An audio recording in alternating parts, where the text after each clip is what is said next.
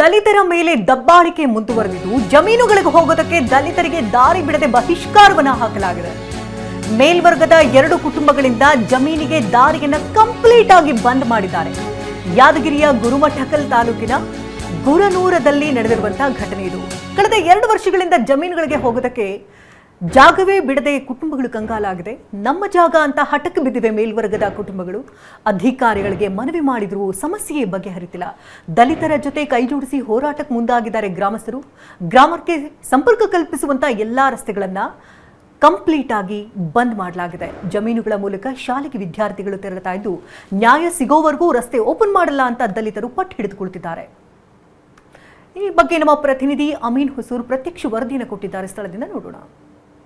ದಲಿತ ಸೇರಿದಂತೆ ಬೇರೆ ಬೇರೆ ಸಮುದಾಯದ ಜನರಿಗೆ ಜಮೀನುಗಳಿಗೆ ಹೋಗೋಕ್ಕೆ ದಾರಿ ಬಿಡದ ಮೇಲ್ವರ್ಗದವರ ವಿರುದ್ಧ ದಲಿತ ಮತ್ತು ಬೇರೆ ಬೇರೆ ಸಮುದಾಯದ ಜನರು ಆಕ್ರೋಶ ವ್ಯಕ್ತಪಡಿಸಿರುವಂಥ ಘಟನೆ ಯಾದಗಿರಿ ಜಿಲ್ಲೆ ಗುರುಮಿಟ್ಕಲ್ ತಾಲೂಕಿನ ಗುರ್ನೂರು ಗ್ರಾಮದಲ್ಲಿ ನಡೆದಿರುವಂಥದ್ದು.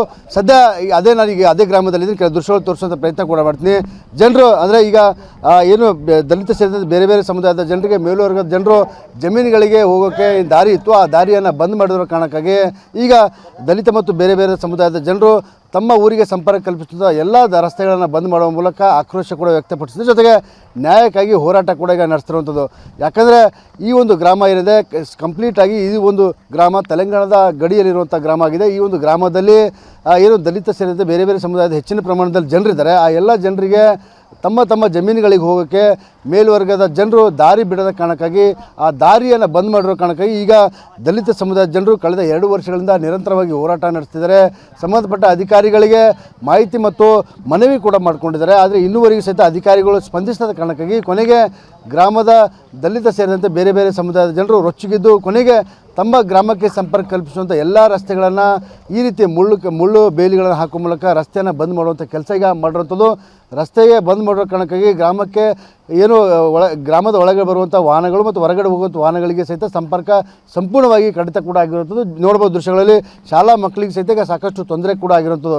ಶಾಲಾ ಮಕ್ಕಳು ಈ ಒಂದು ಗ್ರಾಮದ ಹೊರಭಾಗ ಇರುವಂಥ ಶಾಲೆಗೆ ಹೋಗುವ ಸಹಿತ ರಸ್ತೆ ಬಂದ ಕಾರಣಕ್ಕಾಗಿ ಜಮೀನುಗಳ ಮಾರ್ಗವಾಗಿ ಮಕ್ಕಳು ಶಾಲೆಗಳಿಗೆ ಹೋಗುವಂಥ ಸ್ಥಿತಿ ಕೂಡ ಈಗ ನಿರ್ಮಾಣ ಆಗಿರುವಂಥದ್ದು. ಸಾಕಷ್ಟು ಹಿರಿಯ ಒಂದು 3-4 ತಲೆಮಾರುಗಳಿಂದ ಅದೇ ಒಂದು ರಸ್ತೆ ಮಾರ್ಗವಾಗಿ ಜಮೀನುಗಳಿಗೆ ಹೋಗ್ತಿದ್ರು. ಆದರೆ ಈಗ ನಮ್ಮ ಜಮೀನು ಅಂತೇಳಿ ಮೇಲುವರೆದವರು ವಾದ ಮಾಡ್ತಿರೋ ಕಾರಣಕ್ಕಾಗಿ ನಮಗೆ ಜಮೀನುಗಳಿಗೆ ಹೋಗೋಕ್ಕೆ ರಸ್ತೆ ಬಿಡ್ತಾಯಿಲ್ಲ ಅಂತೇಳಿ ಏನು ಆಕ್ರೋಶ ಕೂಡ ವ್ಯಕ್ತಪಡಿಸ್ತಾರೆ. ಸದ್ಯ ನಮ್ಮ ಜೊತೆ ಮಾತಾಡೋಕ್ಕೆ ಕೆಲ ಜನರು ಇದ್ದಾರೆ, ಅವ್ರ ಜೊತೆ ಮಾತಾಡ್ತೀನಿ. ಸರ್, ಈಗ ಎಷ್ಟು ವರ್ಷಗಳಿಂದ ಆ ಒಂದು ರಸ್ತೆವಾಗಿ ಜಮೀನುಗಳಿಗೆ ಹೋಗ್ತಿದ್ದು ಈಗೇನು ಸಮಸ್ಯೆ ಆಗಿದೆ ಅಂತ? ಕೆಲವು 45 ವರ್ಷಗಳ ಹಿಂದಿನಿಂದ ಅದೇ ರಸ್ತೆ ದ್ವಾರ ಎಲ್ಲರೂ ಹೋಗ್ತಾ ಇದ್ದಾರೆ. ಆದ ಕಾರಣ ಈಗ ಏನು ಮಾಡಿದ್ದಾರೆ ಅಂದರೆ ಸತತವಾಗಿ 2 ವರ್ಷಗಳಿಂದ ನಾವು ಅದೇ ದಾರಿಗೆ ಅವರು ಬಂದ್ ಮಾಡಿದ್ದಕ್ಕೋಸ್ಕರ ಎಲ್ಲ ಊರು ಜನ ಕೇಳಿದ್ರು ಅವರು ತಲೆಗೆ ತಿಳಿಸ್ಕೊಳ್ತಾ ಇಲ್ಲ. ಇನ್ನೊಂದು ಈ 2 ವರ್ಷಗಳಿಂದ ಅದೊಂದು ಬಿಟ್ಟು ಮತ್ತು ಇನ್ನೊಂದು ವಾರದಿಂದಗೋಸ್ಕರ ವಾರದಿಂದ ಎಲ್ಲ ಈ ಬೇಲಿ ಎಲ್ಲ ಅವರು ಮನೆ ಮುಂದೆ ಹಾಕಿದ್ವಿ. ಅವರು ಜನ ಎಲ್ಲ ಕುಂತು ಗುಡಿ ಎದುರುಗಡೆ ಕುಂತು ನ್ಯಾಯನೂ ಮಾಡಿದ್ವಿ, ಅವ್ರು ಒಪ್ಪಲಿಲ್ಲ. ಹಿಂದ್ಗಡೆ ಏನಾಯ್ತು ರೀ, ಮತ್ತು ಇದು ಬೇಲಿ ತಂತೆ ಎಲ್ಲ ಹಾಕಿದ ಮೇಲೇನು ಅವ್ರು ಅದಕ್ಕೂ ಈ ಅಡ್ಡ ರಸ್ತೆ ಸಲಿಂದ ಆ ಕಡೆ ಹೋಗ್ತಾ ಇದ್ದರು. ಈಗ ಪ್ರಸ್ತುತ ಏನು ಮಾಡಿದೆ ಅಂದರೆ ಈಗನೂ ಅವ್ರು ಏನು ಕಿತ್ಕೊಳ್ರಿ, ನಾವು ಮಾತ್ರ ದಾರಿ ಕೊಡಲ್ಲ ಅನ್ನೋದು ಈ ಎಲ್ಲರಿಗೆ ಹೇಳಿದ್ದು ಮಾತಿದ್ದು. ಅದಕ್ಕೋಸ್ಕರ ನಾವೇನು ಮಾಡಿದ್ವಿ, ಎಲ್ಲ ಜನರು ಕುಂತು ನಾವು ಎಲ್ಲ ರಸ್ತೆಗೆ ನಾವು ಬೇಲಿ ಹಾಕಿದ್ವಿ ಸರ್. ಅಧಿಕಾರಿಗಳು ಸ್ಪಂದಿಸಿದ ಕಾರಣಕ್ಕೆ ಈಗ ರಸ್ತೆ ಏನು ಗ್ರಾಮಕ್ಕೆ ಸಂಪರ್ಕ ಕಲ್ಪಿಸುತ್ತಾ ಎಲ್ಲ ರಸ್ತೆಗಳನ್ನು ಬಂದ್ ಮಾಡೋ ಮೂಲಕ ನಾವು ನ್ಯಾಯಕ್ಕಾಗಿ ಹೋರಾಟ ಮಾಡ್ತೀವಿ ಅಂತ ಮಾತನಾಡ್ತಾರೆ. ಕ್ಯಾಮರಾಮನ್ ಶಿವಶಂಕರ್ ಜೊತೆ ಅಮೀನ್, TV9 ಯಾದಗಿರಿ.